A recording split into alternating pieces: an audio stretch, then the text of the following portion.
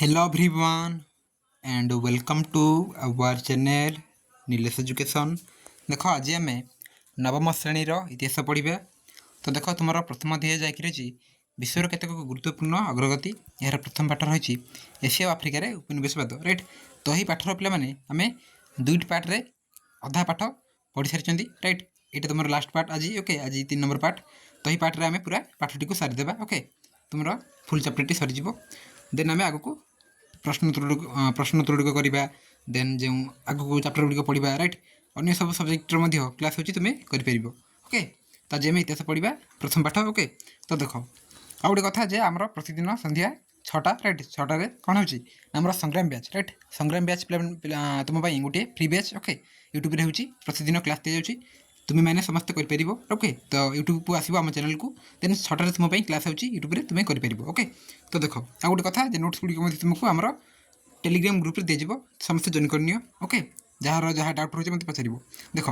तो आम पूर्व कौन ना एशिया आफ्रिकार उपनिवेशवादर दुईट पार्ट पढ़ी ओके। प्रथम तो आम देखी प्रथम पार्ट आम कौन पढ़ी ना उपनिवेशवाद कौन राइट। देन एशिया और आफ्रिकार जो उपनिवेशवादर कारण गुड़िक रही है ना कि पाखापाखि 7टी कारण रही है ना कि ये सब आम पढ़ी गोटे गोटे करके ओके। जो मैंने भी पूर्व पार्ट गुड़िक देखना हाँ चैनल को देखने ना जी कमेंट बॉक्स रे कह राइट कमेंट बॉक्स रे कमेंट करी कह मुझे तुमको लिंक देदेवी ओके। ना जी डिस्क्रिप्शन बॉक्स में चेक कर लिंक दी जाइए ओके तुम देखिपर। तो 7टी कारण रही है ना कि नेक्स्ट आम पार्ट 2 रे कौन पढ़ी ना एशिया उपनिवेश स्थापन किपर होता ता आम पार्ट 2 रे पढ़ी ना कि भारत उपनिवेश है देन ये सब आम पढ़ी राइट पूर्व क्लास रे। देन आज आम कौन करवा ना आज आम पार्ट 3 पढ़ा राइट। पार्ट 3 रे आम आफ्रिकार उपनिवेश स्थापन पढ़ा ओके आफ्रिकार उपनिवेश स्थापन। तो देख बेल्जियन कंगोर सृष्टि प्रश्न पढ़ा।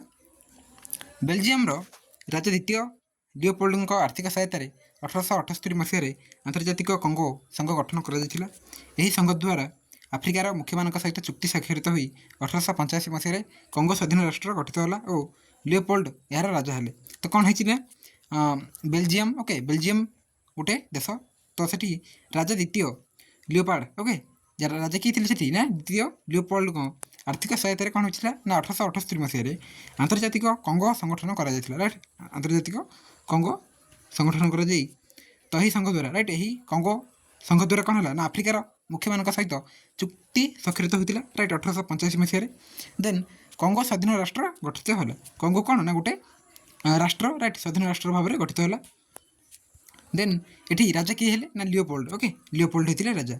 कंगो आदिवासी को नृशंस भाव शोषण कर 1908 मसीह राजा लियोपोल्ड बाध्य होई कंगो स्वाधीन राष्ट्र को बेल्जियम सरकार को हस्तांतर कले। तापर कौन है कंगो आदिवासी को नृशंस भाव शोषण कर राइट माने से दुर्व्यवहार करागला राइट से जहाँ चाहिए से दिगला ना राइट कंगो आदिवासी को द्वारा कौन है ना शोषण करागला। तो ये द्वारा कौन है ना जो लियोपोल्ड थे राइट लियोपोल्ड राजा थे ना कंगोर। देन 1908 मसीहा ओके 1908 मसीह राजा लियोपोल्ड कौन कर बाध्य होगी कंगो स्वाधीन राष्ट्र को पुणी थे बेल्जियम सरकार को हस्तांतर कले राइट। पुणी थे से बेल्जियम रे मिसाई देले राइट आउ कंगो बोली देश रखिले ओके बेल्जियम रे ही देदेले। पर यह बेल्जियन कौन होना पर यह बेल्जियन कंगो भाव में नामित है। से जो कंगो थी राइट कंगो थी कौन कराला ना जेहेतु राजा देदेले ना चुक्ति स्वाक्षरित करी पुणी थे राजा देदेले राइट। तो ताकू पुणी बेल्जियन कंगो नाम कौन करागला ना नामित करागला ओके बेल्जियन कंगो से जगह बेल्जियन कंगो नाम नामित है। देख ये एशिया उपनिवेश रही ओके एशिया रे केमती उपनिवेश होता ओके। ये तुम देखिपर चित्रु ना कि आमर ये देख भारत रही। देन पूर्वर देख अखंड भारत रही ओके सब मिसिकी थे राइट पाकिस्तान है सब ये सब देन नेपाल ओके सब रही। देन आ गोटे कथा ये देख ओके आगू आम पढ़ा देख नेक्स्ट कौन ना क्रमे रबर और हाथीदांत अपेक्षा कंगोर सुना हीरा यूरेनियम और काठ और तंबा प्रभृति द्रव्य गुड़िक अधिक गुरुत्वपूर्ण है।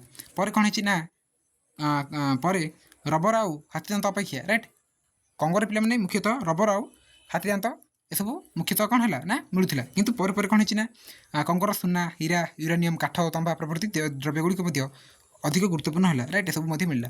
इंग्लैंड और जुक्तराष्ट्र अमेरिका समेत बहुत राष्ट्र ये संपद गुड़िकर विनियोग बेल्जियम सहित जोगदेले। तापर कौन होती ना जेहेतु एत गुड़िए जिन मिल पार्टी कंगोरू राइट बेल्जियम कंगोरू तो कौन कले ना इंग्लैंड और जुक्तराष्ट्र अमेरिका कौन कले ना बेलजियम सहित कंटाक्ट कले ना कि जोग कले देन कौन कर संपद गुड़िकर विनियोग कर रईट से जिनस गुड़ मागी नाइजेरिया इंग्लैंड आधिपत्य आम पढ़ा ए पश्चिम आफ्रिकार नाइजर नदी अंचल प्रचुर मूल्यवान संपद भरपूर थिला।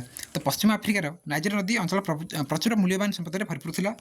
नाइजेरिया नाम परिचित ही अंचल गोटे भाग इंग्लैंड द्वारा अधिकृत होता। तो जो रही रईट नाइजेरिया नाम परिचित ही अंचलटा तो गोटे भाग कौन ना इंग्लैंड द्वारा अधिकृत होता रईट इंग्लैंड माने इंग्लैंड अख्तियार था। इंग्लैंड सेठारू दास मानक अमेरिका रप्तानी करुला। दास पिला पढ़ते रईट जो मैंने कौन ना दास गुलामी करती रईट किसी टंका से कौन करेंगे ना काम करेंगे रईट। तो दास कह से इंग्लैंड सेठारू दास मान अमेरिका रप्तानी करुला। इंग्लैंड कौन कर सेठारू डायरेक्ट जो लोक मान रईट दास मान कौन कर ना अमेरिका को देउथिला रईट। क्रमे इंग्रेज कंपनी फ्रांस एक कंपनी को प्रतिद्वंदितार हटाई नाइजेरिया शासक हेले पर कौन है ना इंग्रेज कंपनी फ्रांस एक कंपनी को प्रतिद्वंदितार रईट जो प्रतिद्वंदिता हुए ना तो किसी रूल रखिकी देन से कौन कले ना हर रईट ताको हटाई नाइजेरिया शासक है। किछि वर्ष पर इंग्लैंड सरकार नाइजेरिया इंग्लैंड सुरक्षा प्राप्त राष्ट्र बोली घोषणा कले। इंग्लैंड पश्चिम आफ्रिकार गाम्बिया असंती सोन उपकूल और सिएरा लियोन अंचल गुड़िक अधिकार कला। तो ठीक कौन कहुए ना इंग्लैंड पिला कौन कर इंग्लैंड सरकार नाइजेरिया इंग्लैंड सुरक्षा प्राप्त राष्ट्र बोली घोषणा करथिला। पर कौन है ना इंग्लैंड पश्चिम आफ्रिकार गाम्बिया असंती रईट सोन उपकूल ए सबको निज अख्तियार को आनी। नेक्स्ट टाइम पढ़ा पश्चिम आफ्रिकार फ्रांस साम्राज्य विस्तार। कंगो नदीर उत्तर में थिबा अंचल को फ्रांस अधिकार कला। कंगो नदीर जो उत्तर में थी जगटा रईट कौन कर फ्रांस ताको अख्तियार कला रईट अधिकार कर देन ताकू सी फरासी कंगो नाम नामित कला रईट।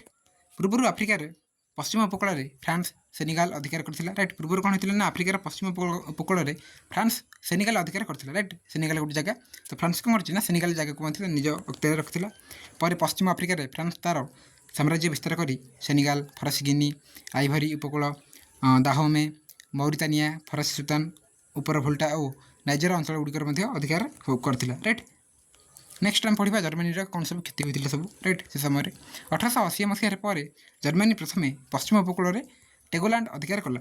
पर कौन है ना पर दक्षिण दिग को माड़ी जा कामेरून अधिकार कला किए ना जर्मनी। जर्मनी मैंने क्रमे दक्षिण पश्चिम आफ्रिकार प्रतिष्ठित हेले रईट। दक्षिण पश्चिम आफ्रिकार पर्तुगीज उपनिवेश आंगोला और मोजाम्बिक को इंग्लैंड और जर्मनी निज भितर बांटी नेबाक राजी थे। किंतु प्रथम विश्वयुद्ध में जर्मनी पराजय रईट प्रथम विश्वयुद्ध में कौन होता ना जर्मनी हारी रईट। तो जर्मनी पराजय पर यार उपनिवेश गुड़ी को विजेता राष्ट्र मानक बांटी दिगला। पर कौन है जो उपनिवेश गुड़िक रईट से सबको जो मैंने जीती थे रईट जर्मनी अपोजिट मैंने से दिगला। देन देख टोगोलैंड और कामेरून इंग्लैंड और फ्रांस मध्य भाग करागला और दक्षिण पश्चिम आफ्रिकार जर्मनी अधिकृत समस्त अंचल इंग्रेज शासित दक्षिण आफ्रिका को दिगला। आफ्रिकार पश्चिम उपकूल में रियो डी ओरो रईट तो स्पेनिय सहारा को कौन कहला ना रियो डी ओरो एवं रियो मुनी और फर्नांडो पो स्पेनिय गिनी को कौन कहला ना रियो मुनी और फर्नांडो पो ओके। तो स्पेनिय सहारा थी और स्पेनिय गिनी थी ये जो दुईटा जगह थी रईट स्पेन दुईटी उपनिवेश थी। ये जो दुईटा जगह कौन ना स्पेन ओके स्पेन राष्ट्र दुईटा उपनिवेश थी। अंगोला और पर्तुगीज गिनीर मूल्यवान अंचल को पर्तुगाल अधिकार करथिला। केवल लाइबेरिया व्यतीत समग्र पश्चिम आफ्रिका और यूरोपीय मानक मध्य भाग होता। अमेरिकार मुक्त होता दास मैंने लाइबेरिया बसति स्थापन करते रईट। अमेरिकार जो मैंने मुक्त हेले पर कौन होती ना से लाइबेरिया जाकि बसति स्थापन कर रईट रही। प्रवासी डच मान द्वारा नूतन राज्य स्थापन आम पढ़ा प्रवासी डच मान द्वारा केमती नूतन राज्य स्थापन होता। दक्षिण आफ्रिकार डच मैंने प्रतिष्ठा करथिबा केप कॉलोनी को 19 शताब्दीर प्रथम भाग में इंग्लैंड अधिकार करनेला। बोयर भाव में परिचित प्रवासी डच अधिवासी मैंने उत्तर दिग को चलीगले। सेठारे ऑरेंज स्वाधीन राज्य और ट्रांसवाल नाम दुईटी राज्य स्थापन कले। 1950 मसीहा सुधा ये दुईटी राज्य को बोयर मैंने शासन करते ओके। तापर कौन देखिए नेक्स्ट ये रही ना तो प्रवासी डच मान द्वारा नूतन राज्य स्थापन कौन हो दक्षिण आफ्रिकार डच मैंने प्रतिष्ठा करथिबा केप कॉलोनी रईट आम पढ़ी पूर्व पढ़ी जे केप कॉलोनी कौन होता ना प्रतिष्ठा कर दक्षिण आफ्रिका डच मान द्वारा। देन कौन प्रथम भाग में इंग्लैंड अधिकार करनेला ना कि प्रथम भाग में कौन कर 19 शताब्दी प्रथम भाग में इंग्लैंड अधिकार करथिला। बोयर भाव में परिचित प्रवासी डच ଅଧିବାସୀ ମାନେ ଉତ୍ତର ଦିଗକୁ ଚାଲିଗଲେ। ତାପରେ କ'ଣ ହେଉଛି ନା ଯେଉଁ ବୋଏର ଭାବରେ ପରିଚିତ ପ୍ରବାସୀ ଡଚ୍ ଅଧିବାସୀ ମାନେ ଉତ୍ତର ଦିଗ ଆଡ଼କୁ ଚାଲିଗଲେ। ସେଠାରେ ଅରେଞ୍ଜ ସ୍ୱାଧୀନ ରାଜ୍ୟ ଆଉ ଟ୍ରାନ୍ସଭାଲ୍ ନାମରେ ଦୁଇଟି ରାଜ୍ୟ ସ୍ଥାପନ କରିଥିଲେ। ଓକେ, ଦୁଇଟା ସ୍ଥାପନ କଲେ ରାଜ୍ୟ, ଅରେଞ୍ଜ ସ୍ୱାଧୀନ ରାଜ୍ୟ ଆଉ ଟ୍ରାନ୍ସଭାଲ୍ ନାମରେ ଦୁଇଟି ରାଜ୍ୟ। 1950 ମସିହା ସୁଦ୍ଧା ଏହି ଦୁଇଟି ରାଜ୍ୟକୁ ବୋଏରମାନେ ଶାସନ କରୁଥିଲେ। ରାଇଟ୍, 1950 ପର୍ଯ୍ୟନ୍ତ ବୋଏରମାନଙ୍କ ଶାସନ ଚାଲିଥିଲା। ନେକ୍ସଟ ଯିବା ଦେଖ, ନେକ୍ସଟ ଦକ୍ଷିଣ ଆଫ୍ରିକାରେ ଶ୍ୱେତଙ୍କ ଶାସନ। 1870 ମସିହାରେ ସେସିଲ୍ ରୋଡ୍ସ ନାମକ ଜଣେ ଇଂରେଜ ଅର୍ଥାନ୍ୱେଷୀ ବ୍ୟକ୍ତି ଦକ୍ଷିଣ ଆଫ୍ରିକାରେ ହୀରା ଓ ସୁନା ଖନନ କରି ଅତ୍ୟନ୍ତ ଧନୀ ହୋଇଗଲେ। ଏକ ଆଫ୍ରିକୀୟ ଉପନିବେଶକୁ ନିଜ ନାମ ଅନୁସାରେ ରୋଡ଼ିସିଆ ରଖିଲେ। ରାଇଟ୍, ତ କ'ଣ ହେଇଛି ନା 1870 ମସିହାରେ ସେସିଲ୍ ରୋଡ୍ସ ନାମକ ଜଣେ ଇଂରେଜ ଅର୍ଥନ୍ୱେଷୀ ବ୍ୟକ୍ତି ଦକ୍ଷିଣ ଆଫ୍ରିକାରେ ହୀରା ଓ ସୁନା ଖନନ କଲେ। ରାଇଟ୍, ଅତ୍ୟନ୍ତ ଧନୀ ହୋଇଗଲେ ଯେହେତୁ ସେ ନିଜେ ଆଉ କିଛି ଲୋକ ଲଗେଇକି ସେ ଯେହେତୁ କ'ଣ କଲେ ନା ଖନନ କଲେ। ରାଇଟ୍, ଖୋଳିଲେ, ହୀରା ସୁନା ପାଇଲେ। ତାପରେ କ'ଣ ହୋଇଛନ୍ତି ନା ସେ ନିଜେ ଧନୀ ମଧ୍ୟ ହୋଇଯାଇଛନ୍ତି। ଏକ ଆଫ୍ରିକୀୟ ଉପନିବେଶକୁ ନିଜ ନାମ ଅନୁସାରେ ରୋଡ଼ିସିଆ ରଖିଥିଲେ। ନାଇଁ କି ଗୋଟେ ଆଫ୍ରିକା ଉପନିବେଶକୁ କ'ଣ କରିଛନ୍ତି ନା ସେ ରୋଡ଼ିସିଆ ନାମରେ ରଖିଲେ ନିଜର ନାମ ଅନୁସାରେ। ଓକେ, ଦେନ୍ ଦେଖ, ଇଂରେଜମାନେ ରୋଡ଼ିସିଆ, ବେଚୁଆନାଲାଣ୍ଡ, ସ୍ୱାଜିଲାଣ୍ଡ ଓ ବସୁତଲାଣ୍ଡ ଅଧିକାର କଲେ। ଇଂରେଜମାନେ କ'ଣ କରିଛନ୍ତି ନା ପରେ ରୋଡ଼ିସିଆ ହେଲା, ବେଚୁଆନାଲାଣ୍ଡ, ସ୍ୱାଜିଲାଣ୍ଡ, ବସୁତଲାଣ୍ଡ ରାଇଟ୍ ଅଧିକାର କଲେ।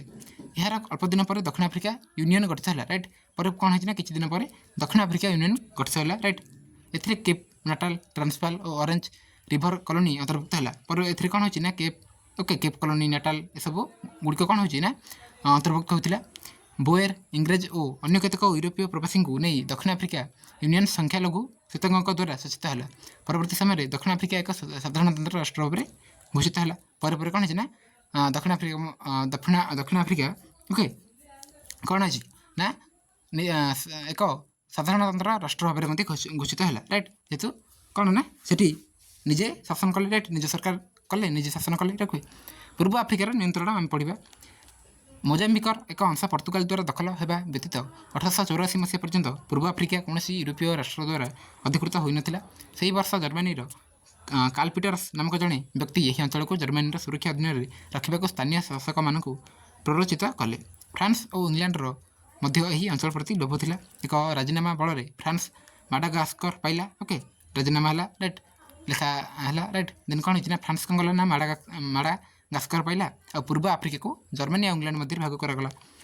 ଦେନ୍ ଦେଖ, ଜାଞ୍ଜିବାରର ଶାସକ ପୂର୍ବ ଆଫ୍ରିକା ତାଙ୍କର ସମ୍ପତ୍ତି ବୋଲି ଦାବି କରିବାରୁ ତାଙ୍କୁ ଉପକୂଳ ଅଞ୍ଚଳରେ ଏକ କରିଡର ଦିଆଗଲା। ରାଇଟ୍, ଉପକୂଳ ଅଞ୍ଚଳରେ ଗୋଟେ ଜାଗା ଦିଆଗଲା। ଏହି କରିଡର ଏହି କରିଡରର ଉତ୍ତରାର୍ଦ୍ଧ ଇଂରେଜମାନଙ୍କର ଆଉ ଦକ୍ଷିଣାର୍ଦ୍ଧ ଜର୍ମାନୀମାନଙ୍କର କର୍ତ୍ତୃତ୍ୱରେ ରହିଲା। ରାଇଟ୍, କରିଡରର ଉତ୍ତରାର୍ଦ୍ଧକୁ କିଏ ନେଲେ ନା ଇଂରେଜ ଆଉ ଦକ୍ଷିଣକୁ ଜର୍ମାନୀମାନେ ନେଇଗଲେ।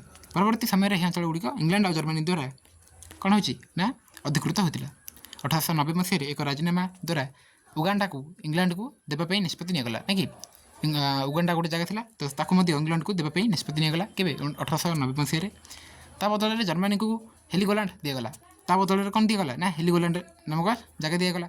କାହାକୁ ନା ଇଂଲଣ୍ଡକୁ। ଓକେ, 1896 ମସିହାରେ ଉଗାଣ୍ଡାକୁ ଇଂରେଜଙ୍କ ସୁରକ୍ଷାପ୍ରାପ୍ତ ରାଷ୍ଟ୍ର ଭାବେ ଘୋଷଣା କରାଗଲା।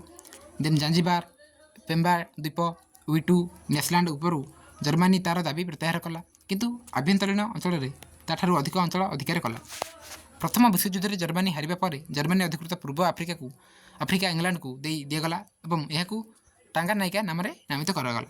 ତ ପ୍ରଥମ ବିଶ୍ୱଯୁଦ୍ଧରେ ମଧ୍ୟ ଜର୍ମାନୀ ମଧ୍ୟ ହାରିଛି। ରାଇଟ୍, ଜାପାନ, ଜର୍ମାନୀ ସବୁ ହାରିଛନ୍ତି। ଓକେ, ତ ଯେଉଁ ହାରିଥିଲେ ପିଲାମାନେ କ'ଣ ହେଉଥିଲା ନା ତାଙ୍କର କିଛି ଜାଗା ନେଉଥିଲେ। ରାଇଟ୍, ବିଜେତାମାନେ। ରାଇଟ୍, ଦୁଇ ଦେଶରେ ମନେକର ଏଇଟା ଗୋଟେ ଦେଶ, ଏଇଟା ଗୋଟେ ଦେଶ। ରାଇଟ୍, ତ ଏ ଯେଉଁ ଦେଶ ଦୁଇଟା ଯୁଦ୍ଧ କରିବେ। ରାଇଟ୍, ଦେନ୍ କ'ଣ ହେବ ଯଦି ଇଏ ବି ଓକେ ଏ ବି ଯଦି ବି ହାରିଗଲା ତାହେଲେ କ'ଣ କରିବ ନା ବି ହାରିଯିବା ହେତୁ ସେ କିଛି ଜାଗା ଦେବ କାହାକୁ ଏକୁ। ରାଇଟ୍, କିଛି ଜାଗା ହେଉ କିମ୍ବା କିଛି ଟଙ୍କା ହେଉ। ରାଇଟ୍, ଏସବୁ ଦେବାକୁ ଆଗେ ସେମିତି ଚାଲିଥିଲା। ଓକେ, ତ କ'ଣ ହେଇଛି ନା ତା'ର ମଧ୍ୟ ଜାଗା ନେଇଗଲେ। ରାଇଟ୍, ଜର୍ମାନୀ ଯେହେତୁ ହାରିଯାଇଥିଲା ପ୍ରଥମ ବିଶ୍ୱଯୁଦ୍ଧରେ, ତ କ'ଣ ହେଲା ନା ଜର୍ମାନୀର ଯେଉଁ ଜାଗା ଥିଲା ରାଇଟ୍ ପୂର୍ବ ଆଫ୍ରିକା ଇଂଲଣ୍ଡକୁ ଦିଆଗଲା। ରାଇଟ୍, ଇଂଲଣ୍ଡକୁ ଦିଆଗଲା ଏବଂ ଏହାକୁ ଟାଙ୍ଗାନାଇକା ନାମରେ ନାମିତ କରାଗଲା। ଇଂରେଜ ଅଧିକୃତ ପୂର୍ବ ଆଫ୍ରିକାକୁ କେନିଆ ନାମରେ ନାମିତ କରାଗଲା। ରାଇଟ୍, କେନିଆ ଜାଗା ମଧ୍ୟ ଏବେ ବି ଅଛି। ରାଇଟ୍, କେନିଆ ରାଷ୍ଟ୍ର। ଇଂରେଜ ଅଧିକୃତ ପୂର୍ବ ଆଫ୍ରିକାକୁ କ'ଣ କରାଗଲା ନା କେନିଆ ନାମରେ ନାମିତ କରାଗଲା। ଜର୍ମାନୀ ଅଧିକୃତ ରୁଆଣ୍ଡା ଆଉ ରୁଣ୍ଡି ବେଲଜିୟମକୁ ଦିଆଗଲା। ରାଇଟ୍, ଜର୍ମାନୀ ଅଧିକାର କରିଥିଲା ନା ରୁଆଣ୍ଡା ଆଉ ରୁଣ୍ଡି, ତାକୁ ମଧ୍ୟ ବେଲଜିୟମକୁ ଦିଆଗଲା। ତ ନେକ୍ସଟ ଯିବା ଇଟାଲୀର ଔପନିବେଶିକ ଉଦ୍ୟମ ବିଷୟରେ ଜାଣିବା। ଏବେ ଇଟାଲୀୟମାନେ ଆଫ୍ରିକାର ମରୁଭୂମି ଅଞ୍ଚଳରେ ଅବସ୍ଥିତ ସୋମାଲିଲାଣ୍ଡ ଓ ଏରିଟ୍ରିଆକୁ ଅଧିକାର କରିଥିଲେ। ଦେନ୍ ଆବିସିନିଆ ଏକ ସ୍ୱାଧୀନ ରାଷ୍ଟ୍ର ଥିଲା। ଏହାକୁ ଇଟାଲୀ ତା'ର ସୁରକ୍ଷାପ୍ରାପ୍ତ ଅଞ୍ଚଳ ବୋଲି ଦାବି କରି ଆକ୍ରମଣ କଲା। 1896 ମସିହାରେ ଆବିସିନିଆ ଇଟାଲୀର ଦାବିକୁ ପ୍ରତ୍ୟାଖ୍ୟାନ କରି ଇଟାଲୀୟ ସୈନ୍ୟବାହିନୀକୁ ଏକ ଯୁଦ୍ଧରେ ପରାସ୍ତ କଲା। ଫଳରେ ଇଟାଲୀ ଆଉ ତା'ର ଦାବି ଓ ସୈନ୍ୟବାହିନୀକୁ ଏଠାରୁ ପ୍ରତ୍ୟାହାର କଲା। ଓକେ, ଏଭଳି ହେଉଛି କ'ଣ ନା ଇଟାଲୀୟ ଉପନିବେଶିକ ଉଦ୍ୟମ। ନେକ୍ସଟ, ଫ୍ରାନ୍ସର ଟ୍ୟୁନିସିଆ ଦଖଲ। ଆଫ୍ରିକାର ଉତ୍ତର ଉପକୂଳରେ ଅବସ୍ଥିତ ଆଲଜେରିଆ ଫ୍ରାନ୍ସର ସମସ୍ତ ଉପନିବେଶ ମଧ୍ୟରୁ ସବୁଠାରୁ ଅଧିକ ଲାଭଜନକ ଥିଲା। ରାଇଟ୍, ଫ୍ରାନ୍ସର ଏହା ଫରାସୀ ଉତ୍ପାଦିତ ସାମଗ୍ରୀ ପାଇଁ ବିଶାଳ ବଜାର ସୃଷ୍ଟି କରିଥିଲା। ଆଲଜେରିଆ, ଓକେ, ଆଲଜେରିଆର ପୂର୍ବରେ କ'ଣ ଥିଲା ନା ଅବସ୍ଥିତ ଟ୍ୟୁନିସିଆ। ରାଇଟ୍, ଟ୍ୟୁନିସିଆ ଉପରେ ଫ୍ରାନ୍ସ, ଇଂଲଣ୍ଡ ଆଉ ଇଟାଲୀ ଲୋଭ ଥିଲା। ରାଇଟ୍, ତ କ'ଣ କୁହାଯାଇଛି ନା ଏଠି ଯେ ଆଲଜେରିଆ ପୂର୍ବରେ, ରାଇଟ୍, ଆଲଜେରିଆର ଆଗରେ କ'ଣ ଥିଲା ନା ଯେଉଁ ପୂର୍ବ ଭାଗରେ ଅବସ୍ଥିତ ଟ୍ୟୁନିସିଆ ଗୋଟେ ଜାଗା ଥିଲା। ରାଇଟ୍, ତାପରେ ପିଲାମାନେ ତିନିଟା ଦେଶ କ'ଣ କରିଛନ୍ତି ନା ଆଖି ପକାଇଛନ୍ତି, ଫ୍ରାନ୍ସ, ଇଂଲଣ୍ଡ ଆଉ ଇଟାଲୀ। ତାପରେ କ'ଣ ହେଇଛି ଦେଖିବା। 1878 ମସିହାରେ ଏକ ରାଜିନାମା ଅନୁସାରେ ଇଂଲଣ୍ଡ ସାଇପ୍ରସ୍ ଦ୍ୱୀପକୁ ଅଧିକାର କଲା। ତା ବଦଳରେ ଫ୍ରାନ୍ସକୁ ଟ୍ୟୁନିସିଆରେ ସ୍ୱଚ୍ଛତ ଭାବେ ପ୍ରଭାବ ବିସ୍ତାର କରିବା ପାଇଁ ସୁଯୋଗ ଦେଲା। ପରବର୍ତ୍ତୀ ସମୟରେ ଟ୍ୟୁନିସିଆ ଫ୍ରାନ୍ସର ଦଖଲଭୁକ୍ତ ହୋଇଗଲା।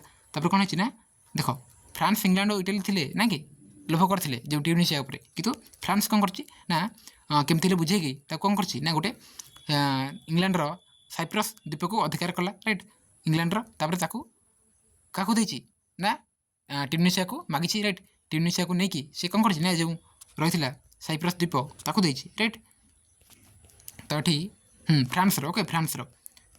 ଓକେ, ନେକ୍ସଟ, ମରକୋକୋର ସ୍ଥିତି ନିର୍ଦ୍ଧାରଣ ଆମେ ଏବେ ପଢ଼ିବା। ଜିବ୍ରାଲ୍ଟରର ଦକ୍ଷିଣରେ ଓ ଆଫ୍ରିକାର ଉତ୍ତର ଉପକୂଳରେ ଅବସ୍ଥିତ ମରକୋକୋ ସେମାନଙ୍କ ଅଞ୍ଚଳ ବୋଲି ଉଭୟ ଫ୍ରାନ୍ସ ଆଉ ଇଟାଲୀ ଦାବି କଲେ। 1900 ମସିହାରେ ଫରାସୀମାନଙ୍କର ମରକୋ ଅଧିକାର ଏବଂ ଇଟାଲୀମାନଙ୍କର ତ୍ରିପୋଲି ଓ ସିରେନାଇକା ଅଧିକାରକୁ ଉଭୟ ଦେଶ ଗ୍ରହଣ କଲେ। 1904 ମସିହାରେ ସ୍ୱାକ୍ଷରିତ ଏକ ରାଜିନାମା ଅନୁଯାୟୀ ଫ୍ରାନ୍ସକୁ ମରକୋକୋ ଦିଆଗଲା ଆଉ ଇଂଲଣ୍ଡକୁ ଇଜିପ୍ଟ ଦିଆଗଲା। ରାଇଟ୍, ଇଜିପ୍ଟଟା କେଉଁଠି ଅଛି ନା ଇଂଲଣ୍ଡରେ, ଆଉ ମରକୋକୋ ଫ୍ରାନ୍ସରେ ରହିଛି। ଓକେ, ଦେନ୍ ଦେଖ, ଇଂଲଣ୍ଡ ଆଉ ଫ୍ରାନ୍ସ ଆଉ ଇଟାଲୀ, ଇଂଲଣ୍ଡ, ଫ୍ରାନ୍ସ ଆଉ ଇଟାଲୀ ଉତ୍ତର ଆଫ୍ରିକାକୁ ଭାଗ କରିବା ପାଇଁ ରାଜିନାମା ସ୍ୱାକ୍ଷର କରିଦେବା ବେଳେ ଜର୍ମାନୀକୁ ଉପେକ୍ଷା କରାଯାଇଥିବାରୁ ଜର୍ମାନୀ ଫ୍ରାନ୍ସର ଅଧିକାରକୁ ବିରୋଧ କରିବେ ବୋଲି ଧମକ ଦେଲେ। ଦେନ୍ କ'ଣ ହେଇଛି ନା ଫ୍ରାନ୍ସର ମରକୋ ଅଧିକାର ବଦଳରେ ସ୍ପେନ୍କୁ ଟାଞ୍ଜିଏର ଦିଆଯିବ ବୋଲି ପ୍ରତିଶ୍ରୁତି ଦିଆଯାଇଥିଲା।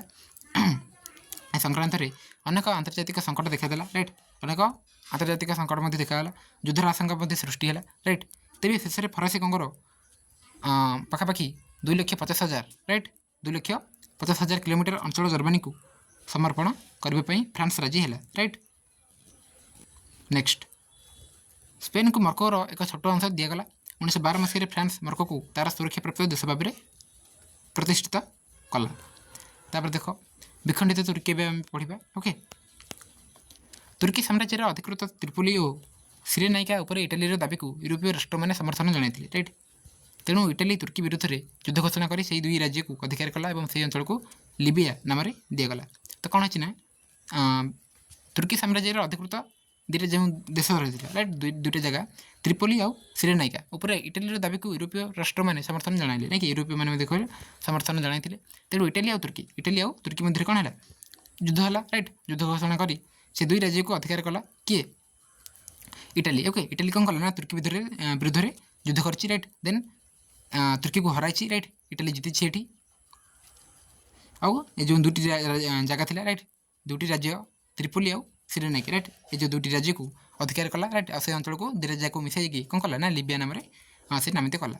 ତାପରେ ଦେଖ, ଇଜିପ୍ଟ ତୁର୍କୀ ସାମ୍ରାଜ୍ୟର ଏକ ରାଜ୍ୟ ଥିଲା। ଇଜିପ୍ଟ କ'ଣ ଥିଲା ନା ତୁର୍କୀ ସାମ୍ରାଜ୍ୟର ଗୋଟେ ରାଜ୍ୟ ଥିଲା ଆଉ ପାସା ନାମରେ ପରିଚିତ ତୁର୍କୀର ସୁଲତାନଙ୍କ ପ୍ରତିନିଧିଙ୍କ ଦ୍ୱାରା ଶାସିତ ହେଉଥିଲା। କେଉଁଠି ନା ଇଜିପ୍ଟ। ଫ୍ରାନ୍ସ ଇଜିପ୍ଟ ଅଧିକାର କରିବା ପାଇଁ ଆଗ୍ରହୀ ଥିଲା। ଫ୍ରାନ୍ସ ମଧ୍ୟ କ'ଣ କଲା ନା ଇଜିପ୍ଟ ମୁଁ ନେଇଯିବି। ଇଜିପ୍ଟ ଗଭର୍ଣ୍ଣର ଇସ୍ମାଇଲ ପାସା ସୁଏଜ କେନାଲର ଖନନ ପାଇଁ ଫ୍ରାନ୍ସର ଏକ କମ୍ପାନୀକୁ ଦାୟିତ୍ୱ ଦେଇଥିଲେ। 1869 ମସିହାରେ କେନାଲ ଖନନ ସମ୍ପୂର୍ଣ୍ଣ ହେବା ପରେ ଇଂଲଣ୍ଡ ପ୍ରଧାନମନ୍ତ୍ରୀ ଭାରତକୁ ପଥ ସୁରକ୍ଷିତ ରଖିବା ପାଇଁ କେନାଲର ବହୁ ସଂଖ୍ୟକ ଅଂଶଧନ କ୍ରୟ କଲେ। ପାସାଙ୍କର ଆର୍ଥିକ ସମସ୍ୟା ପାଇଁ ଇଜିପ୍ଟ ଉପରେ ଇଂରେଜ ଓ ଫରାସୀଙ୍କର ଯୁଗ୍ମ ନିୟନ୍ତ୍ରଣ ବୃଦ୍ଧି ପାଇଲା। ପାସା ଏହାକୁ ପ୍ରତିରୋଧ କରିବାକୁ ଉଦ୍ୟମ କରିବାରୁ ତାଙ୍କୁ ଗାଦି ତ୍ୟାଗ କରିବାକୁ ପଡ଼ିଲା। ରାଇଟ୍, ପାସା କ'ଣ କଲା ନା ବିରୋଧ କଲା, କିନ୍ତୁ ତାକୁ ପୁଣି କ'ଣ କରିବାକୁ ତାକୁ ହରାଇକି ତା'ର ଯେଉଁ ଜାଗା ରହିଥିଲା ଗାଦି ତାକୁ ମଧ୍ୟ ଦେଇଦେଲା। ରାଇଟ୍, ତାକୁ ସେଠି ତ୍ୟାଗ କରିବାକୁ ପଡ଼ିଲା। ତାଙ୍କ ସ୍ଥାନରେ ଜଣେ ନୂତନ ଗଭର୍ଣ୍ଣରକୁ ନିଯୁକ୍ତି ଦିଆଗଲା। 1882 ମସିହାରେ ଇଂରେଜ ଓ ଫରାସୀଙ୍କ ନିୟନ୍ତ୍ରଣ ବିରୁଦ୍ଧରେ ହୋଇଥିବା ବିଦ୍ରୋହୀକୁ ଦମନ କରି ଇଂରେଜ ସୈନ୍ୟବାହିନୀ ଇଜିପ୍ଟ ଦଖଲ କଲେ। ରାଇଟ୍, ଇଂରେଜ ସୈନ୍ୟବାହିନୀ ଫାଇନାଲି ଇଜିପ୍ଟକୁ ଦଖଲ କରିଥିଲେ। ପ୍ରଥମ ବିଶ୍ୱଯୁଦ୍ଧ ଆରମ୍ଭ ସମୟରେ ଇଜିପ୍ଟ ଇଂଲଣ୍ଡର ସୁରକ୍ଷାପ୍ରାପ୍ତ ରାଷ୍ଟ୍ର ଏବଂ ତୁର୍କୀର ରାଜ୍ୟ ନୁହେଁ ବୋଲି ଇଂଲଣ୍ଡ ଘୋଷଣା କଲା। ଯେଉଁ ପ୍ରଥମ ବିଶ୍ୱଯୁଦ୍ଧ ହୋଇନଥିଲା ରାଇଟ୍, ଆରମ୍ଭ ସମୟରେ କ'ଣ ହେଉଛି ନା ଇଜିପ୍ଟ ଇଂଲଣ୍ଡର ଗୋଟେ ସୁରକ୍ଷାପ୍ରାପ୍ତି ରାଷ୍ଟ୍ର ବୋଲି କହିଥିଲା ଇଂଲଣ୍ଡ। ଓକେ, ଆଉ ତୁର୍କୀର ସେଇଟା ରାଜ୍ୟ ନୁହେଁ ବୋଲି କହିଥିଲା। କାଳକ୍ରମେ 1922 ମସିହାରେ ଇଜିପ୍ଟକୁ ଏକ ସାର୍ବଭୌମ୍ୟ ସ୍ୱାଧୀନ ରାଷ୍ଟ୍ର ବୋଲି ଗ୍ରହଣ କରିବାକୁ ଇଂଲଣ୍ଡ ବାଧ୍ୟ ହୋଇଥିଲା। ପରେ କ'ଣ ହେଇଛି ନା ବିଶ୍ୱଯୁଦ୍ଧ ମଧ୍ୟ ସରିଛି ରାଇଟ୍ 1919ରେ। ଦେନ୍ 1922 ରାଇଟ୍, କାଳକ୍ରମେ କିଛି ବର୍ଷ ବିତି ଯାଇଛି ରାଇଟ୍। ତ 1922 ମସିହାରେ କ'ଣ ହେଇଛି ନା ଇଜିପ୍ଟକୁ ଗୋଟେ ସାର୍ବଭୌମ୍ୟ ସ୍ୱାଧୀନ ରାଷ୍ଟ୍ର ବୋଲି ଗ୍ରହଣ କରିବାକୁ ଇଂଲଣ୍ଡ ବାଧ୍ୟ ହୋଇଥିଲା। ରାଇଟ୍, ଇଜିପ୍ଟ ଗୋଟେ ଦେଶ ହେଲା। ବିଭାଜିତ ସୁଦାନ ଆମେ ଏବେ ପଢ଼ିବା। 19ଶ ଶତାବ୍ଦୀର ଶେଷ ଭାଗରେ ଜଣେ ସୁଦାନୀୟ ନେତା ନିଜକୁ ମାହାଦି ରାଇଟ୍ ଭାବରେ ଘୋଷଣା କରି ସୁଦାନ ଉପରେ ଇଜିପ୍ଟ ଓ ଇଂଲଣ୍ଡର ନିୟନ୍ତ୍ରଣକୁ ଉଚ୍ଛେଦ କରିଥିଲେ। 1898 ମସିହାରେ ଇଜିପ୍ଟ ଓ ଇଂଲଣ୍ଡ ମଧ୍ୟରେ ଏକ ଦୀର୍ଘ ଓ ରକ୍ତାକ୍ତ ଯୁଦ୍ଧ ପରେ ଇଂଲଣ୍ଡ ସୁଦାନକୁ ପୁନଃ ଅଧିକାର କଲା। ସୁଦାନ ଇଂଲଣ୍ଡ ଶାସନାଧୀନ ହେଲା। ଫ୍ରାନ୍ସ ସୁଦାନର ଦକ୍ଷିଣ ଭାଗକୁ ଅଧିକାର କରିବା ପାଇଁ ଉଦ୍ୟମ କରି ବିଫଳ ହୋଇଥିଲା। ରାଇଟ୍, ଆଉ ସେ କ'ଣ ହେଲା ନା ବିଫଳ ହେଲା। ରାଇଟ୍, ତେବେ ପଶ୍ଚିମ ସୁଦାନ ଓ ସାହାରା ଅଞ୍ଚଳକୁ ଫ୍ରାନ୍ସକୁ ତା'ର ସ୍ୱାଧୀନ ଅଧିକାର ବିସ୍ତାର କରିବା ପାଇଁ ଛାଡ଼ି ଦିଆଗଲା। ନେକ୍ସଟ ଆମେ ପଢ଼ିବା ଏବେ ଉପନିବେଶବାଦର ପରିଣାମ ଗୁଡ଼ିକ। ପାଶ୍ଚାତ୍ୟ ରାଷ୍ଟ୍ରଗୁଡ଼ିକ ଏସିଆ ଓ ଆଫ୍ରିକା ମହାଦେଶରେ ଉପନିବେଶମାନ ସ୍ଥାପନ କରିଥିଲେ। ଏ ଦୁଇ ମହାଦେଶରେ ଅଧିକାଂଶ ଦେଶ ସେମାନଙ୍କ ରାଜନୈତିକ ସ୍ୱାଧୀନତା ହରାଇ ଦେଇଥିଲେ ଏବଂ ଏକ ଶତାଧିକ ସାମ୍ରାଜ୍ୟବାଦୀ ରାଷ୍ଟ୍ର ଦ୍ୱାରା ଶାସିତ ହେଉଥିଲେ। ତାପରେ କ'ଣ ହେଇଛି ନା 1914 ମସିହା ସୁଦ୍ଧା ପୃଥିବୀର ପ୍ରାୟ ସମସ୍ତ ଅଣଶିଳ୍ପାୟିତ ରାଷ୍ଟ୍ର କେତେକ ଶିଳ୍ପାୟିତ ରାଷ୍ଟ୍ରଙ୍କ ପ୍ରତ୍ୟକ୍ଷ ବା ପରୋକ୍ଷ ନିୟନ୍ତ୍ରଣକୁ ଆସିଯାଇଥିଲେ। ସାମ୍ରାଜ୍ୟବାଦର ଶେଷ ସମୟ ବେଳକୁ ପୃଥିବୀର ପ୍ରାୟ 2/3 ଲୋକ ରାଇଟ୍, 2/3 କହିଲେ 3 ଭାଗରୁ 2 ଭାଗ ରାଇଟ୍, 3 ଭାଗରୁ 2 ଭାଗ। ଓକେ, ଯଦି ଆମେ କହିବା ଯେ 90 ରାଇଟ୍, 90% ଯଦି ଏଠି ଲୋକ ରହିଛନ୍ତି ତାହେଲେ ତା'ର 2 ଭାଗ ମାନେ କେତେ 60 ରାଇଟ୍, 60 ଭାଗ। ଓକେ, ଏମିତି ତ 2/3 ମାନେ 2/3। ଓକେ, 3 ଭାଗରୁ 2 ଭାଗ ଲୋକ ବିଦେଶ ଶାସନାଧୀନ ରହିଥିଲେ। ୟୁରୋପୀୟ ରାଷ୍ଟ୍ରଗୁଡ଼ିକ ସବୁଠାରୁ ବେଶୀ ଉପନିବେଶ ସ୍ଥାପନ କରିଥିଲେ। କେଉଁମାନେ? ୟୁରୋପୀୟମାନେ ରାଇଟ୍। ସେତେବେଳର ବିଶ୍ୱ ଅର୍ଥନୀତି ଉପନିବେଶଗୁଡ଼ିକର ଶୋଷଣର ଭିତ୍ତିଭୂମି ଉପରେ ପ୍ରତିଷ୍ଠିତ ହେଉଥିଲା। ଉପନିବେଶବାଦର ନିମ୍ନଲିଖିତ ପରିଣାମ ଗୁଡ଼ିକ ପରିଲକ୍ଷିତ ହେଉଥିଲା ରାଇଟ୍। ତେଣୁ ଦେଖିବା ଆମେ ପରିଣାମ କ'ଣ ହୋଇଥିଲା। ପ୍ରଥମତଃ ସାମ୍ରାଜ୍ୟବାଦ ଓ ଉପନିବେଶବାଦ ଫଳରେ ଉପନିବେଶଗୁଡ଼ିକର ତଥା ସାମ୍ରାଜ୍ୟବାଦୀ ରାଷ୍ଟ୍ରଙ୍କ ଦ୍ୱାରା ପରୋକ୍ଷ ଭାବରେ ନିୟନ୍ତ୍ରିତ ଅନ୍ୟାନ୍ୟ ଦେଶଗୁଡ଼ିକର ଅର୍ଥନୀତି ଉପରେ ପ୍ରତିକୂଳ ପ୍ରଭାବ ପଡ଼ିଲା। ଏହି ଦେଶମାନଙ୍କରେ ସ୍ଥାନୀୟ ଶିଳ୍ପଗୁଡ଼ିକ ଲୋପ ପାଇଲା। ଉଦାହରଣ ସ୍ୱରୂପ ଭାରତର ବୟନ ଶିଳ୍ପ ଏପରି ଧ୍ୱଂସପ୍ରାପ୍ତ ହେଲା ଯେ ପୂର୍ବରୁ ଭାରତ ବିଦେଶକୁ ଲୁଗା ରପ୍ତାନି କରୁଥିବା ବେଳେ ଉପନିବେଶ ହେବା ପରେ ଭାରତକୁ ଇଂଲଣ୍ଡରୁ ଲୁଗା ଆମଦାନୀ କରିବାକୁ ପଡ଼ିଲା। ଦେଖ କେମିତି ହେଇଛି ନା ଭାରତର ବୟନ ଶିଳ୍ପ ଥିଲା ରାଇଟ୍, ଏପରି ଧ୍ୱଂସପ୍ରାପ୍ତ ହେଲା ନାଇଁ କି, ଯେଉଁ ଲୁଗା ତିଆରି କାରଖାନା ଗୁଡ଼ିକ ନାଇଁ କି, ଯେ ପୂର୍ବରୁ ଭାରତ ବିଦେଶକୁ ଲୁଗା ରପ୍ତାନି କରୁଥିଲା ନାଇଁ କି, ଲୁଗା ଦେଉଥିଲା ପୂର୍ବରୁ। ପରେ ହେଇଛି କ'ଣ ନା ଉପନିବେଶ ହେବା ପରେ କ'ଣ ହେଇଛି ନା ଭାରତକୁ ଇଂଲଣ୍ଡରୁ ପୁଣି ଲୁଗା ଆମଦାନୀ ମାନେ କିଣିବାକୁ ପୁଣି ପଡ଼ିଲା ରାଇଟ୍, ଏମିତି ହେଇଛି। ତାପରେ ଦେଖ ନେକ୍ସଟ ଦ୍ୱିତୀୟତଃ ଉପନିବେଶଗୁଡ଼ିକର ପ୍ରାକୃତିକ ସମ୍ପଦ ସାମ୍ରାଜ୍ୟବାଦୀ ରାଷ୍ଟ୍ରଙ୍କ ନିୟନ୍ତ୍ରଣାଧୀନ ହେଲା ଏବଂ ସେମାନେ ନିଜର ଲାଭ ପାଇଁ ସେଗୁଡ଼ିକୁ ଉପଯୋଗ କଲେ। ପରେ କ'ଣ ହେଇଛି ନା ଉପନିବେଶଗୁଡ଼ିକର ପ୍ରାକୃତିକ ସମ୍ପଦ ରାଇଟ୍, ଯେଉଁଠି ପ୍ରାକୃତିକ ସମ୍ପଦ କ'ଣ ନା ଯେଉଁଟା ପ୍ରକୃତିରୁ ମିଳେ ରାଇଟ୍, ସାମ୍ରାଜ୍ୟବାଦୀ ରାଷ୍ଟ୍ରଙ୍କ ନିୟନ୍ତ୍ରଣାଧୀନ ହେଲା ଆଉ ସେମାନେ ନିଜର ଲାଭ ପାଇଁ ରାଇଟ୍, ସାମ୍ରାଜ୍ୟବାଦୀର ରାଷ୍ଟ୍ରଙ୍କ ନିଜ ଲାଭ ପାଇଁ କ'ଣ କରିଛନ୍ତି ନା ସେମାନେ ନିଜର ଉପଯୋଗ କଲେ। ଉପନିବେଶମାନଙ୍କରେ ଶିଳ୍ପାୟନକୁ ନିରୁତ୍ସାହିତ ଏଠି କରାଗଲା ଏବଂ କେବଳ ସାମ୍ରାଜ୍ୟବାଦୀ ରାଷ୍ଟ୍ରଙ୍କ କମ୍ପାନୀର ହିତ ପାଇଁ ଆବଶ୍ୟକ ହୋଇଥିବା ଦ୍ରବ୍ୟର ଉତ୍ପାଦନ ପାଇଁ ଶିଳ୍ପ ପ୍ରତିଷ୍ଠା କରାଯାଇଥିଲା। ଓକେ, ଦେଖ ଏଠି ରହିଛି ଦେଖ ଆଫ୍ରିକୀୟ ଉପନିବେଶ। ଓକେ, ଆଫ୍ରିକାରେ କେମିତି ଉପନିବେଶ ହେଉଥିଲା ରାଇଟ୍, କେଉଁ ଦେଶ କେଉଁଠି ରହିଛି ଏଠି ମଧ୍ୟ ତୁମେ ଦେଖିପାରିବ ନାଇଁ କି, ଆମର ତ ଏଠି ଏସିଆ ଯାଇଛି। ଓକେ, ଦେନ୍ ଏଠି ଆମର ଆଫ୍ରିକା ରହିଛି ରାଇଟ୍, ଏ ଜାଗାଟା ଆଫ୍ରିକା। ତ ଆଫ୍ରିକାରେ ଦେଖ କେମିତି କ'ଣ ରହିଛି ରାଇଟ୍, ଯେଉଁ ଆମେ ଦେଶଗୁଡ଼ିକ ପଢ଼ୁଥିଲେ ସେସବୁ ମଧ୍ୟ ଏଠି ରହିଛି ରାଇଟ୍, ତୁମେ ଦେଖିପାରିବ ଭଲ ଭାବରେ ମ୍ୟାପ୍କୁ ଭଲ ଭାବରେ ଦେଖ। ନେକ୍ସଟ ଦେଖ ତୃତୀୟତଃ ଉପନିବେଶଗୁଡ଼ିକରେ ସାମ୍ରାଜ୍ୟବାଦୀ ସେମାନଙ୍କ ଶିଳ୍ପ ପାଇଁ ହେଉଥିବା ଆବଶ୍ୟକତାକୁ ମେଣ୍ଟାଇବା ଉଦ୍ଦେଶ୍ୟରେ କୃଷି ପ୍ରଣାଳୀରେ ପରିବର୍ତ୍ତନ ହେଲା। ତାଛଡ଼ା କେତେକ ଦେଶରେ କେବଳ ଗୋଟିଏ ବା ଦୁଇଟି ଦ୍ରବ୍ୟ ଉତ୍ପାଦନ କରାଗଲା। ଉଦାହରଣ ସ୍ୱରୂପ କ୍ୟୁବାରେ କେବଳ ଚିନି ଉତ୍ପାଦନ କରାଗଲା ନାଇଁ କି, ଗୋଟେ ଦେଶରେ 2-3ଟି ସମ୍ପଦ ମିଳିପାରୁଥିଲା ରାଇଟ୍, ଉତ୍ପାଦନ କରାଯାଇପାରୁଥିଲା ଦ୍ରବ୍ୟ ଗୁଡ଼ିକ, କିନ୍ତୁ ପରେ କ'ଣ ହେଇଛି ନା ତାକୁ କେବଳ ଗୋଟିଏ ଲେଖାଏଁ ଜିନିଷ ହିଁ ଉତ୍ପାଦନ କରାଗଲା। ଚତୁର୍ଥ କ'ଣ ହେଇଛି ନା ଉପନିବେଶଗୁଡ଼ିକରେ ଅତ୍ୟଧିକ କର ଓ ଖଜଣା ଆଦାୟ କରି ସାମ୍ରାଜ୍ୟବାଦୀ ରାଷ୍ଟ୍ରମାନେ ଶୋଷଣ କଲେ ନାଇଁ କି, ଉପନିବେଶଗୁଡ଼ିକରେ ଅତ୍ୟଧିକ କର ରାଇଟ୍, ଅତ୍ୟଧିକ ଟଙ୍କା ଖଜଣା ଆଦାୟ କରିକି ସାମ୍ରାଜ୍ୟବାଦୀ ରାଷ୍ଟ୍ରମାନେ ଶୋଷଣ କଲେ ରାଇଟ୍। उत्तम जमीगुड़ी से निज अधीन को नहीं गले उत्तम जमीगुड़ी जहाँ था सेगुड़ी से निज अख्तियार नहीं गले वस्तुतः उपनिवेश गुड़िकर समस्त प्राकृतिक संपद साम्राज्यवादी मैंने लुटि नहीं गले फल उपनिवेश गुड़िक दारिद्र्य वृद्धि पाइला राइट उपनिवेश जो उपनिवेश होता राइट उपनिवेश गुड़िक दारिद्र्य वृद्धि पाइला नहीं कि दारिद्र्य हो चलला एमती होता राजनैतिक स्वाधीनता पाइबा पर अनेक देश को अर्थनैतिक प्रगति बहु कष्ट सहवाक पड़ता नेक्स्ट पंचमतः उपनिवेशवाद व साम्राज्यवाद द्वारा वनगत विद्वेष और अहंकार सृष्टि है पृथ्वी में शासन करने भगवान गोरा लोक मान सृष्टि कर प्रचार कर उच्च वर्गर बोली विवेचना करागला तो कौन होना उपनिवेशवाद व साम्राज्यवाद द्वारा वनगत विदेश राइट वनगत जो रही विदेश और अहंकार सृष्टि है ना कि से गर्व कले ना कि आम ही मुख्य राइट आमको ही भगवान तैयारी कर कम भाई ना आम शासन करूँ बोली पृथ्वी में शासन करने भगवान गोरा लोक मान सृष्टि कर प्रचार कले राइट से उच्च वर्गर बोली विवेचना करागला उपनिवेश गुड़िक गोरा शासक मैंने स्थानीय आदिवासी को निच दृष्टि देखी वनगत विभेद सृष्टि कले नहीं वनगत विभेद मान कौन ना आम धड़ा लोक राइट आम गोरा लोक आम भल तुम्हें मैंने निच लोक ना कि तुम्हें कला लोक तुम्हें कृष्ण गाय तुम्हें निच लोक एमती सब देखागला गोरा लोक मैंने स्थानीय लोक सहित एकाठी न रही स्वतंत्र भाव अलग रही गोरा लोक मैंने कौन कले ना ना आम अलग राइट आम अलग रही तुम्हें कृष्णकाय मैंने तुम्हें अलग रुह राइट एमती किसी करते कौन देखा दक्षिण आफ्रिकार यही वनवैषम्य नीति सबुठ अधिक घृण्य अवस्था था दक्षिण आफ्रिकार मैंने जो वनवैषम्य नीति राइट ये कौन कहला ना वनवैषम्य नीति आम गोरा मैंने आम उच्च तुम्हें कृष्णकाय मैंने आफ्रिकीय मैंने सब तुम्हें मैंने नीच बोली देखा कला राइट दक्षिण आफ्रिकार तो यहाँ से समय चलता राइट नीतिटा अधिक घृण्य अवस्था था देखा नेक्स्ट गोरा सरकार उग्र वनवैषम्य नीति विरुद्ध में महात्मा गांधी दक्षिण आफ्रिकार प्रथम आंदोलन करते भारतीय मान प्रति दमनमूलक आईन प्रत्याहार करने को गोरा सरकार को बाध्य करते तो महात्मा गांधी जाते दक्षिण आफ्रिका राइट जो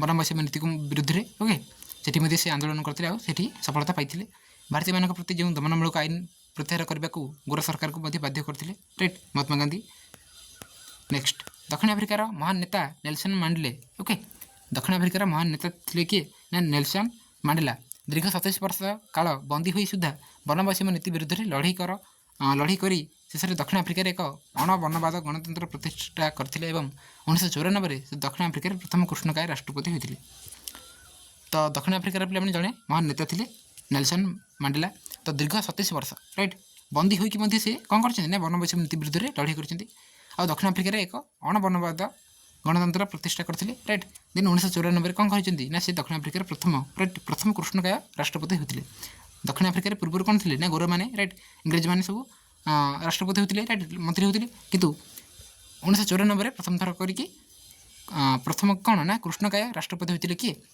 नेल्सन मांडेला ओके दक्षिण आफ्रिकार प्रथम थे ना कि कृष्णकाय देख नेल्सन मांडेला रही सुपरिणाम देखा राइट कौन सब सुपरिणाम उपनिवेशवाद द्वारा परोक्ष केतेक सफल मिलता ना कि पूर्व आम सब पढ़ले कुफल गुड़िक कुपरिणाम कौन सब होता है आम सुपरिणाम पढ़ा ना कि कौन सफलता सब मिलता प्रथमतः निज स्वार्थ हासिल देख ये आफ्रिकार वनवैषम्य विरुद्ध में आंदोलन जो होता ओके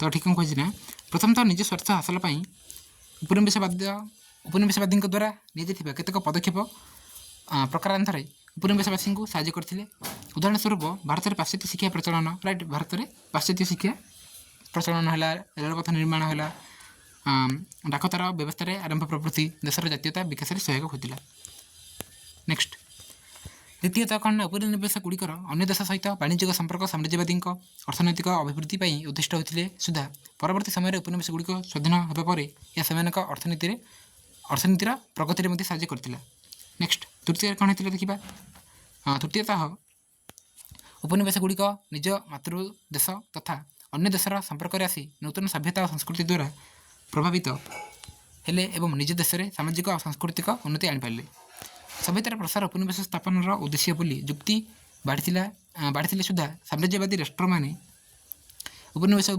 गुड़िकर सामाजिक और अर्थनैतिक शोषण कर निज स्वार्थ तथा निज देशर विकास घटाई ना कि जेने अन्य देश को आसते उपनिवेशवाद से कौन करते ना मुख्यतः से जो देशटी को राइट जो देश को से देश को गरीब करके राइट निज देशर उन्नति देखी ओके शोषण करके सामाजिक अर्थनैतिक शोषण करके से निज स्वार्थ राइट निज देशर विकास घटाई तेज प्रत्येक पदक्षेप उपनिवेशवासी उपनिवेशवादी को विरोध करते राइट उपनिवेशवासी मैंने उपनिवेशवादी को ବିରୋଧ କରୁଥିଲେ ଏବଂ ଆବଶ୍ୟକ ପଡ଼ିଲେ ସଶସ୍ତ୍ର ସଂଗ୍ରାମ କରି ବିଦେଶୀ ଶାସକଙ୍କୁ ନିଜ ମାଟିରୁ ମଧ୍ୟ ହଟାଇବାକୁ ପଛାଇ ନଥିଲେ ନାଇଁ କି ଯୁଦ୍ଧ କରିଥିଲେ ରାଇଟ୍ ମାଣ୍ଡୋଳ ଗଣ୍ଡଗୋଳ ଚାଲିଥିଲା ଆଉ ନିଜ ଦେଶକୁ ମଧ୍ୟ ରାଇଟ୍ ନିଜ ମାଟିରୁ ହଟାଇବାକୁ ମଧ୍ୟ ପଛାଇ ନଥିଲେ କ୍ରମେ ସାମ୍ରାଜ୍ୟବାଦ ବିରୋଧୀ ଆନ୍ଦୋଳନ ଏକ ଆନ୍ତର୍ଜାତିକ ରୂପ ନେଲା ଏବଂ ପ୍ରତ୍ୟେକ ବିଜିତ ଦେଶ ଅନ୍ୟ ବିଜିତ ଦେଶର ସ୍ୱାଧୀନତା ପାଇଁ ସମର୍ଥନ ଜଣାଇଲା ଦ୍ୱିତୀୟ ବିଶ୍ୱଯୁଦ୍ଧର 2 ଦଶନ୍ଧି ମଧ୍ୟରେ ପ୍ରାୟ ସମସ୍ତ ଉପନିବେଶ ସ୍ୱାଧୀନତା ହାସଲ କରିଥିଲା ରାଇଟ୍ ସବୁ ଉପନିବେଶ କ'ଣ ହେଇଥିଲା ନା ବନ୍ଦ ହୋଇଥିଲା ରାଇଟ୍ ସ୍ୱାଧୀନତା ହାସଲ ମଧ୍ୟ କରିଥିଲେ ସବୁ ଦେଶ ଦ୍ୱିତୀୟ ବିଶ୍ୱଯୁଦ୍ଧର 2 ଦଶନ୍ଧି ପରେ ରାଇଟ୍ 2 ଦଶନ୍ଧି ମାନେ 20 ବର୍ଷ ପରେ ଓକେ ତ ଏଭଳି କିଛି ରହିଥିଲା ତୁମର ଚାପ୍ଟରଟି ପ୍ରଥମ ଚାପ୍ଟର ରାଇଟ୍ ଏସିଆ ଆଫ୍ରିକାରେ କେମିତି ଉପନିବେଶବାଦ ସେ ସମୟରେ ଚାଲିଥିଲା ରାଇଟ୍ ବହୁତ ଗୁଡ଼ିଏ ଦେଶ ମଧ୍ୟ ସେ ସମୟରେ ସୃଷ୍ଟି ହୋଇଥିଲା ରାଇଟ୍ କି ଏସବୁ ନେକ୍ସଟ ଆଗକୁ ଆମେ ପ୍ରଶ୍ନବଳୀର ପ୍ରଶ୍ନ ଉତ୍ତରଗୁଡ଼ିକୁ ମଧ୍ୟ ଆଲୋଚନା କରିବା ଓକେ ସବୁ ପ୍ରଶ୍ନର ଉତ୍ତରଗୁଡ଼ିକୁ ଆଲୋଚନା କରିବା ଦେନ୍ ଆମେ ଆଗକୁ ଅନ୍ୟ ସବୁ ଚାପ୍ଟର ଗୁଡ଼ିକ ମଧ୍ୟ ପଢ଼ିବା ଓକେ ଯେହେତୁ ବହୁତ ଗୁଡ଼ିଏ ଚାପ୍ଟର ରହିଛି ରାଇଟ୍ ଇତିହାସରେ ଆମେ ପଢ଼ିବା ଗୋଟେ ଗୋଟେ କରିକି ଓକେ ଭଲ ଭାବରେ ବୁଝିବା ତା ସହିତ ଏ ଯେଉଁ ଚାପ୍ଟରର ନୋଟ୍ ଓକେ ଏସବୁ ଚାପ୍ଟରର ନୋଟ୍ ମଧ୍ୟ ତୁମକୁ ଟେଲିଗ୍ରାମ ଗ୍ରୁପ୍ରେ ମୁଁ ସେଣ୍ଡ କରିଦେବି ଓକେ ତାହେଲେ ଭିଡ଼ିଓ କଣ କରିବା ପୁଣି କାଲିର କ୍ଲାସ୍ରେ ମିଶିବା କାଲି ତୁମର ଜିଓଗ୍ରାଫିରେ ଅଛି ଭୂଗୋଳର ଚାପ୍ଟର 1କୁ ପଢ଼ିବା ଥ୍ୟାଙ୍କ ୟୁ